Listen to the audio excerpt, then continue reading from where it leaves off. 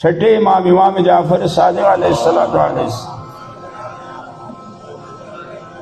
اتنا خوبصورت انہوں نے کہا آخر الزمان کے لوگ اکثر مشکلات کے شکار ہوں گے رزق کے حوالے سے، پیسہ نہیں، بل نہیں پورا ہو رہا، فلاں نہیں ہو رہا، اکثر رزق کے حوالے سے پریشان ہوں گے۔ تو امام نے کہا ان کی وجہ یہ ہے کہ اکثر کی نماز صبح قضا ہوتی ہو تو متوجہ نہیں ہے۔ بعض آتے ہیں، میں کہتا ہوں جی شاید نماز صبح جی وہ 4-5 سال سے نہیں قضا پڑھتا ہوں، قضا نہیں بھائی، اگر عمدن ایک دفعہ نیند آنکھ نہیں کھلی وہ اللہ معاف کر، اٹھ رہا ہے پھر بھی نہیں اٹھتا، سو جاتا ہے، قضا نہیں۔ کوئی کہ جی میں قضا رات کو ہی اس نیت سے سو رہا ہے کہ قضا پڑھ لوں گا، یہ گندی نیت ہے، بدبو آتی، فرشتے سارے اس کے ارد گرد سے